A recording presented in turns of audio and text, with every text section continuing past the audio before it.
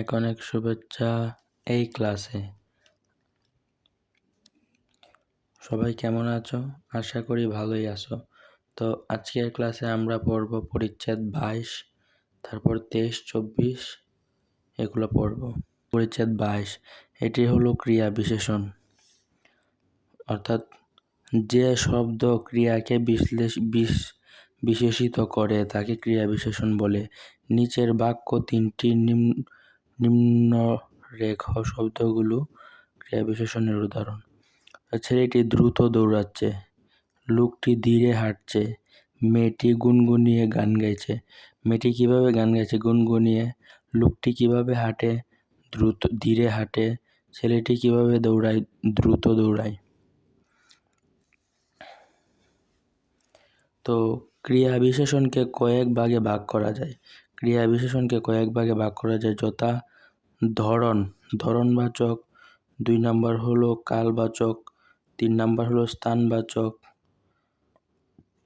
4 number হলো নেতিবাচক, 5 number হলো পদানো। এগুলো এমসিকিউর জন্য পুরা আগুন। এমসিকিউতে এগুলো অনেক বেশি আসে। তো কোনগুলো বেশি আসে কোনগুলো কম আসে অবশ্যই ক্লাসে বলে দেওয়া হবে। ধরনবাচক মানে এটা কি ধরনের, বলে যে কোনো ক্রিয়া কিভাবে সম্পূর্ণ হয়, ধরনবাচক ক্রিয়া বিশেষণ তা নির্দেশ করে। মানে কিভাবে হয় কাজটি। টিপ টিপ বৃষ্টি পড়ছে, বৃষ্টি কিভাবে পড়ছে? টিপ টিপ। এটাকে যদি কিভাবে দ্বারা প্রশ্ন করি তাহলে যেটা পাবো এটা হলো ধরনবাচক। টিপ টিপ বৃষ্টি পড়ছে, কিভাবে বৃষ্টি পড়ছে? টিপ টিপ বৃষ্টি পড়ছে। তারপর ঠিকভাবে চললে কেউ কিছু বলবে না। কিভাবে চললে কেউ কিছু বলবে না? ঠিকভাবে চললে কেউ কিছু বলবে না। ঠিকভাবে চললে কেউ কিছু বলবে না মানে কিভাবে চললে কেউ কিছু বলবে না? ঠিকভাবে চললে। তো এগুলোকে আমরা কিভাবে দিয়ে প্রশ্ন করব? যদি উত্তর পাই তাহলে এটি হলো ধরনবাচক। কোনো একটা প্রশ্নকে যদি আমরা কিভাবে দিয়ে প্রশ্ন করি তাহলে যেটা উত্তর পাবো সেটি হলো ধরনবাচক। তারপর হলো কালবাচক। কাল মানে কোনো সময়কে বোঝানো হয়েছে। যেমন আজকাল ফলের চেয়ে ফুলের দাম বেশি। আজকাল, এর মধ্যে আজকাল হলো কালবাচক, কারণ আজকাল বলে কোনো একটা সময়কে বোঝানো হয়েছে। যেমন আজকাল মানে এই কয়েকদিনের মধ্যে, মানে ইদানিং সময়ে ফলের চেয়ে ফুলের দাম বেশি। তারপর যথাসময়ে সে হাজির হলো। যথাসময় মানে কি? যথাসময় মানে হলো একটা নির্ধারিত সময়কে বোঝানো হয়েছে। মানে সময় মানে কি? কালকে, মানে কখন, মানে এটাই হলো কখন ঘটছে। এটি হলো কখন দ্বারা প্রশ্ন করব। মানে ফুলের চেয়ে ফলের দাম বেশি কখন? আজকাল। তারপর যথাসময়ে সে হাজির হলো মানে কখন হাজির হলো? যথাসময়ে। কখন দ্বারা প্রশ্ন করলে যা পাবো তা হলো কালবাচক। তারপর 3 হলো স্থানবাচক ক্রিয়া বিশেষণ। স্থানবাচক মানে কি? মানে কোথায়, মানে কোনো একটা জায়গায়। মিছিলটি সামনে এগিয়ে গেল। মিছিলটি কোথায় এগিয়ে গেল? কোথায় দিয়ে প্রশ্ন করলে যদি উত্তর পাই তাহলে এটি হলো স্থানবাচক। যেমন তাকে কোথাও খুঁজে পাওয়া যাচ্ছে না, মানে তাকে কোথাও খুঁজে পাওয়া যাচ্ছে না। এই কোথাও হলো মানে স্থানবাচক। এই কোথায় মানে কোথাও হলো স্থানবাচক। তারপর হলো নেতিবাচক ক্রিয়া বিশেষণ। নেতিবাচক মানে হলো না বোধক, মানে না থাকবে, না নি ইত্যাদি অবস্থা বোঝাবে। নেতিবাচক মানে না। নেতি মানে না। নীতির সাথে না এর একটা সম্পর্ক আছে। নেতি মানেই না। যেমন সে এখন যাবে না, যেমন এখানে না বলছে, তো এটা কি? নেতিবাচক। তিনি বেড়াতে যাননি, এখানে নি বলছে, এটিও নেতিবাচক।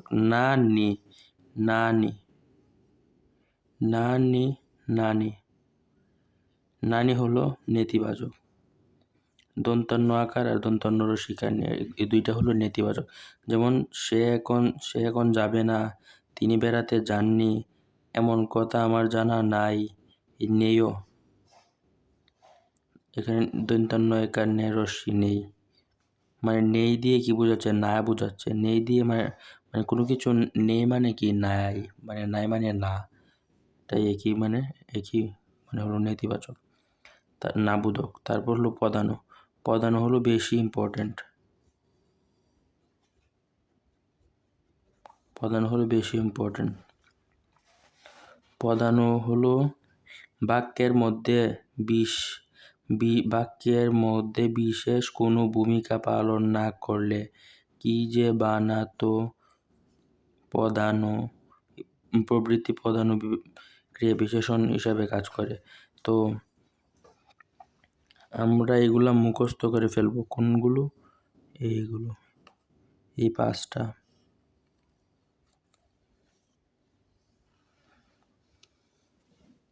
তো এই পদাণুকে আমরা মনে রাখবো যে আমাদের পদাণু হলো, মনে করো আমরা যখন নানার বাড়িতে যাই বা কোনো জায়গায় বেড়াতে যাই, তাহলে তখন আমাদের জন্য এখানে গেলে কি করে, বিভিন্ন ধরনের ভালো ভালো খাওয়ার জন্য ভালো ভালো আইটেম করে। তো আমরা যখন আবার বেড়ানো শেষ হলে আমরা যখন আবার বাসায় ফিরে আসি, তখন আমাদের মনে হয় যে আমাদের নানা আমাদের নানি কি সুন্দর করে পিঠা বানাতো, যেমন কি যে বানাতো আমাদের নানা নানি। তো এই কি যে বানাতো এগুলো এইভাবে মনে রাখবো। এটা হলো ট্রিক্স আর কি। কি যে বানাতো, কি যে বানাতো আমার নানি, কি যে বানাতো আমার দাদি, অনেক মজা হইতো। তো বাক্যের মধ্যে কি যে বানাতো এগুলো এই 5টা যদি পাই তাইলেই হলো এটি পদাণু। যেমন এখানে কি, আমি কি যাব ওতে কি হলো, কি যে বানাতোর মধ্যে একটি মানে কি, তাইলে এটি হলো পদাণু। যেমন যে, তো এখানের মধ্যে কি যে আছে, অবশ্যই যে আছে। তো যে দিয়ে মানে কোনো বাক্যের মধ্যে যে থাকলে সেটা হলো পদাণু। যেমন খুব যে বলেছিলেন আসবেন। তারপর হলো কখনো বা দেখা হবে মানে কি যে বানাতো মানে এই আছে, তাই এটি হলো পদাণু। একটু ঘুরে আসুন না, ভালো লাগবে না মানে কি যে না আছে, তো এটি হলো পদাণু। মরি তো মরবো মানে তো, কি যে বানাতো তো আছে, তাই এটি হলো পদাণু। তারপর গঠন বিবেচনায় ক্রিয়া বিশেষণকে একপদী ও বহুপদী মানে এই 2 ভাগে ভাগ করা যায়। একপদী বিশেষণ হলো আস্তে, জোরে, চেঁচিয়ে, সহজে, ভালোভাবে। মানে একপদী মানে কি, মানে শুধু একটা থাকবে একটা। আর বহুপদী মানে 2টা থাকবে। বহুপদী মানে 2টা, মানে ভয়ে ভয়ে মানে 2টা ভয়ে ভয়ে, চুপি চুপি মানে 2টা, ভয়ে ভয়ে চুপি চুপি, ভয়ে ভয়ে চুপি চুপি। আর একপদী মানে শুধু একটা থাকবে, আস্তে, জোরে, চেঁচিয়ে, সহজে, ভালোভাবে। তো এগুলো হলো একটা আছে, তাই এটি একপদী। আর এখানে 2টা আছে, তাই এটি বহুপদী। বোঝা গেছে? তারপর আমরা পড়ব পরিচ্ছেদ 23 অর্থাৎ অনুসর্গ। অনুসর্গ পড়তে গেলে এগুলো আমরা একটু রিডিং পড়ে নেব, আর কিছু না। কয়েকটি অনুসর্গের উদাহরণ। অনুসর্গ আমাদের এমসিকিউতে আসবে নিচের কোনটি অনুসর্গ। তো অনুসর্গ আমরা এই সবগুলো অনুসর্গ আমরা মুখস্থ করে রাখতে পারি না, তাই বিগত বছরে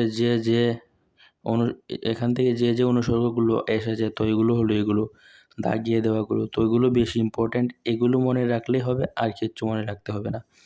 অপেক্ষা, অবধি, অভিমুখে, উপরে, সামনে, ভিতরে, এগুলো মনে রাখলেই চলবে।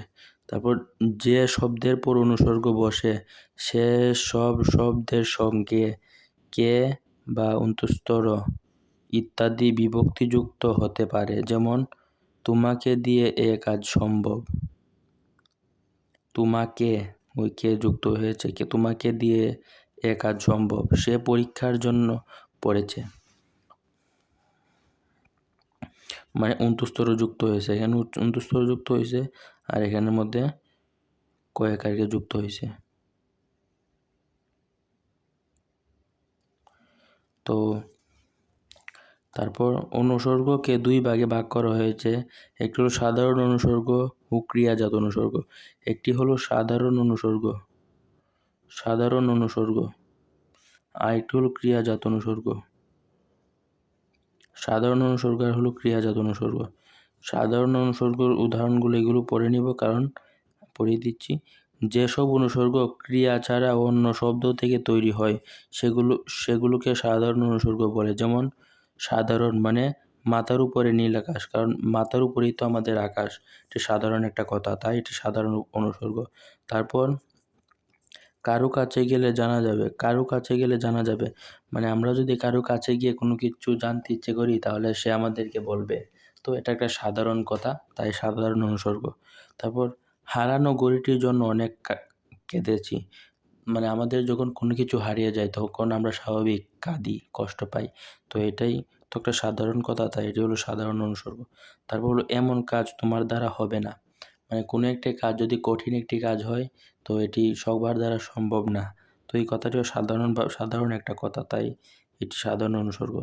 আজ বাংলাদেশ বনাম ভারতের খেলা, স্বাভাবিক ব্যাপার, বাংলাদেশে ভারতের খেলা হতেই পারে, তো স্বাভাবিক ব্যাপার মানে সাধারণ একটা কথা, তাই এটি সাধারণ অনুসর্গ।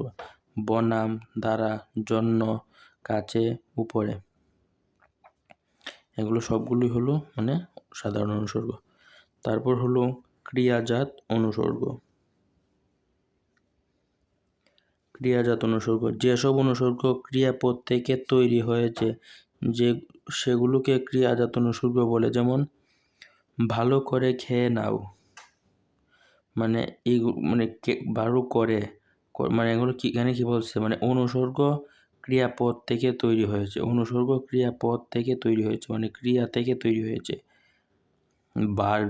ভার্ব থেকে তৈরি হয়েছে। যেমন করে, করে মানে করে তো একটা মানে ভার্ব মানে ক্রিয়াপদ, তো ভালো করে খেয়ে নাও, করে করে করে হলো ক্রিয়াপদ, ক্রিয়াপদ থেকে তৈরি হয়েছে এইটা অনুসর্গটা। তারপর ঢাকা থেকে বরিশাল যেতে যেতে পদ্মা নদী পার হতে হয়, থেকে, করে, থেকে, দিয়ে, ধরে, বলে, এইগুলো আমরা মুখস্থ করে ফেলবো, এগুলো হলো ক্রিয়াজাত অনুসর্গের উদাহরণ। এখন আমরা পড়ব পরিচ্ছেদ 24 মানে যোজক। যোজক পড়তে গেলে আমরা পড়ব, যোজক পড়তে গেলে যোজকের উদাহরণগুলো পড়ব, এগুলো একটু পড়ে নিও। যোজক কি?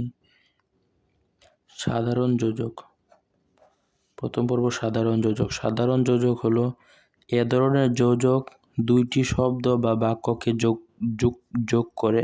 সাধারণ যোজক কি? সাধারণ যোজক হলো দুইটা বাক্যকে, দুইটা শব্দ বা দুইটা বাক্যকে যুক্ত করে।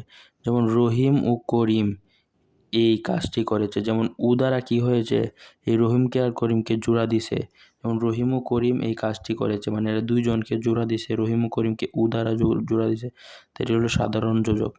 তারপর জলদি দোকানে যাও এবং পাউরুটি কিনে আনো, এই তো পাউরুটি কিনে আনো আর জলদি দোকানে যাও দুইটাকে যুক্ত করছে কে, এবং এইটা, তাই এটি হলো সাধারণ যোজক, মানে কোনো কিছুকে যুক্ত করলে এটা হলো যোজক। যোজক মানে যুক্ত, যোজক মানে হলো যুক্ত, যোজক মানে যুক্ত, দুইটা শব্দ বা দুইটা বাক্যকে যুক্ত করে। তারপর হলো বিকল্প যোজক। বিকল্প যোজক মানে কি? যে ধরনের যোজক একাধিক শব্দ বা বাক্যের মধ্যে বিকল্প নির্দেশ করে। মানে বিকল্প যোজক মানে কি? বিকল্প মানে কি? বিকল্প মানে হলো এটি না হলে ওইটি, মানে এই নিয়মটা সহজ লাগবে বা ওই নিয়মটা সহজ, তোমার কাছে যে দুইটা, আমরা যখন ম্যাথ করতে যাই তখন একটা ম্যাথকে দুই নিয়মেই করা যায়, তোমার কাছে যদি এটি ইজি লাগে তাহলে এটি করবা, আর না হয় যদি এটি ইজি লাগে তাহলে এটি বিকল্প হিসাবে এটি করবা। তো এটি হলো বিকল্প, মানে এটি করবা না হয় এটি করবা, মানে দুইটা থেকে যে কোনো একটা করবা, তো বিকল্প মানে যে কোনো একটা। যেমন লাল বা নীল কলমটা আনো, যেমন লাল বা নীল কলমটা আনো, মানে হয় লাল কলম আনবা না হয় নীল কলম আনবা, দুইটা থেকে যে কোনো একটা আনিবা, দুইটা থেকে যে কোনো একটা বিকল্প হিসাবে নিবা, তাই এটি হলো বিকল্প। যেমন চা না হয় কফি খান, মানে হয় চা খাবা না হয় কফি খাবা, যেমন একটি না হলে আরেকটি, মানে একটির বিকল্প আরেকটি আর কি, এটা হলো বিকল্প যোজক। আর বিরোধ মানে কি? মানে বিরোধ মানে একটি আরেকটির বিরুদ্ধে, একটি আরেকটির বিরুদ্ধে থাকবে, বিরোধ মানে একটি আরেকটির বিরুদ্ধে থাকবে। যেমন এত পড়লাম কিন্তু পরীক্ষায় ভালো করতে পারলাম না, মানে একটা বিপরীত নেই, বিপরীত তো, মানে বিরোধ মানে বিরুদ্ধে, মানে বিপরীত। এত পড়লাম মানে এটা হলো পজিটিভ দিক, আর কিন্তু পরীক্ষায় ভালো করতে পারলাম না এটা হলো নেগেটিভ দিক, মানে পজিটিভ আর নেগেটিভ যুক্ত করছে যে এটা হলো, কিন্তু এটা হলো বিরোধ যোজক। তাকে আসতে বললাম কিন্তু তবু এলো না, মানে এটা হলো পজিটিভ, এটা হলো নেগেটিভ। বললাম আসতে কিন্তু আসে নাই, তো এর দুইটাকে যুক্ত করছে যা, এটা হলো বিরোধ যোজক। কারণ যোজক, কারণ যোজক মানে কি, মানে কোনো কিছু কারণ বোঝাবে। যেমন এই ধরনের যোজক বাক্যের দুটি অংশের মধ্যে সংযোগ ঘটায় যার একটি অন্যটির কারণ মানে একটার কারণে অন্যটা হয়েছে। যেমন জিনিসের দাম বাড়ছে কারণ চাহিদা বেশি, চাহিদা বেশি হওয়ার কারণে কিন্তু জিনিসের দাম বাড়ছে, মানে একটার কারণে আরেকটি ঘটছে, তাহলে এটি হলো কারণ যোজক।